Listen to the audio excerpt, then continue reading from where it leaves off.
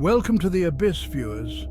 Prepare yourself as we unearth 10 terrifying cryptids, each one a shadowy reflection of the primal fears that lurk at the edge of our reality. These are not mere campfire stories meant to elicit a quick chill. These are glimpses into the darkest corners of our world where the unknown stirs and whispers. Consider this your only warning. Viewer discretion is strongly advised. What you're about to witness will burrow into your mind and linger long after the lights go out.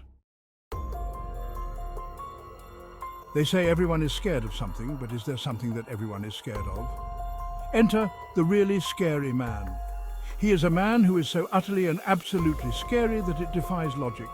Imagine the scariest man you can, now double it, then double it, then double it again. You still aren't even close to how scary the really scary man is.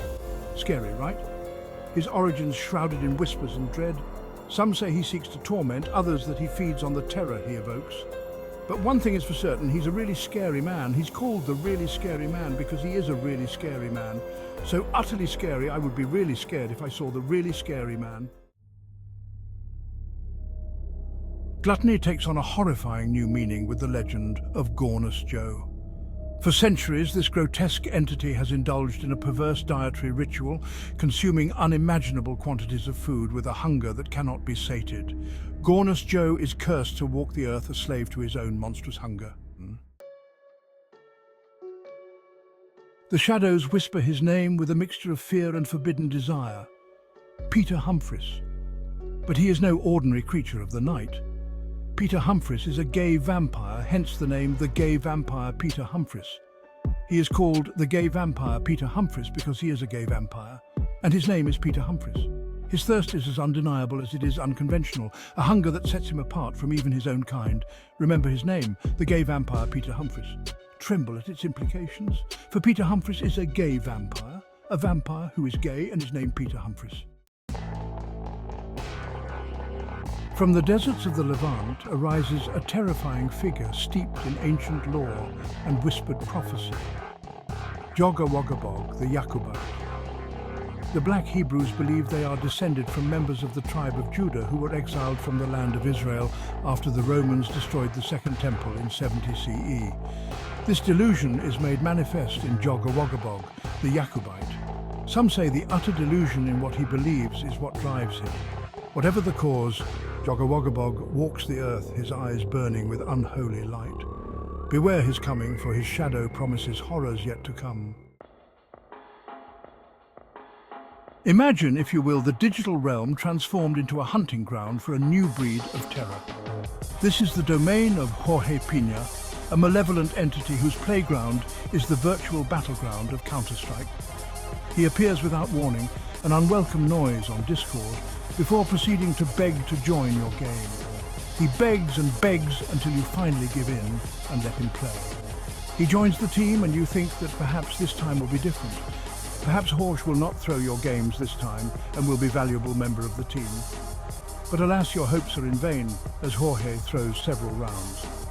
He pushes for no reason, gives the bomb to enemies, anything to ruin the chances of his team. But no matter what he does to lose the round, he never finds himself at fault. Whether it was a bad call or someone else missing their shot, Jorge is always innocent. To encounter Jorge Pina is to experience the true meaning of yellow hell. There are stories whispered in hushed tones of a figure both ordinary and terrifying. The white man whispers of a Jewish ritual where the blood is sucked from the end of a baby's, well, let's just say, hot dog. He sucks the blood from exactly the place you're thinking of. But do you want to know the scariest part of the story? This isn't just one Jewish man, it's all Jewish men. They lurk in the shadows, their beady eyes watching, their presence a constant reminder of the filth and decay that festers at the edges of our civilization. But beneath the streets, in the bowels of the city, whispers spread of their leader, a monstrous entity known only as the Giant Rat, their chant echoing through the sewers of New York. Rats, rats, we're the rats.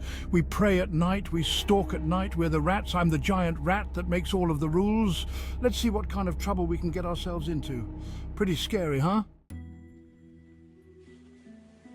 In the annals of true crime, some cases defy explanation, their sheer absurdity eclipsed only by their brutality. Such is the tale of the Doylestown Strangler, a predator whose reign of terror gripped a small Pennsylvania town.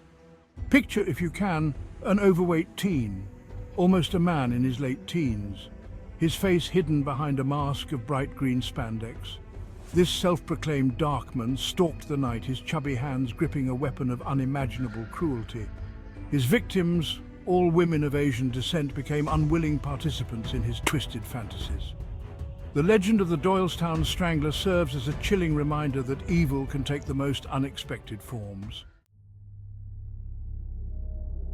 Our tale takes us to a small village, its idyllic facade masking a history steeped in fear and folklore. At the heart of this darkness resides Francie the Frightening, an ancient crone whose touch brought illness. Her legs leaked a viscous fluid that she forced the village children to collect in a rusted bucket. The bucket, saturated with Francie's essence, underwent a horrifying transformation. It sprouted eyes that glowed with malevolent intent, its wooden staves contorting into claws. Now the leg juice bucket roams the village, seeking revenge for its grotesque origins. Man's best friend becomes his worst nightmare in the tale of Frank, the zombie dog. Francine Kempf, driven by spite, took the life of her son Sean's beloved dog. Grief-stricken, Sean delved into forbidden texts. He performed a dark necromantic ritual, desperate to defy nature. To his astonishment, it worked. Frank rose, his eyes glowing with an unholy light. But this was no heartwarming reunion. Frank returned with a thirst for vengeance, and some say that rancid piss is found daily on Francine's grave. There you have it, 10 terrifying tales that should have you checking under the bed and locking your doors tonight. But be warned, these stories are just the tip of the iceberg. The world is a vast and mysterious place, teeming with creatures that defy explanation. If you enjoyed this descent into darkness, be sure to leave a like and tell us in the comments which cryptid haunted your dreams or kept you up all night. And don't forget to subscribe for more spine-chilling content. Until next time, sweet dreams, if you can sleep after this.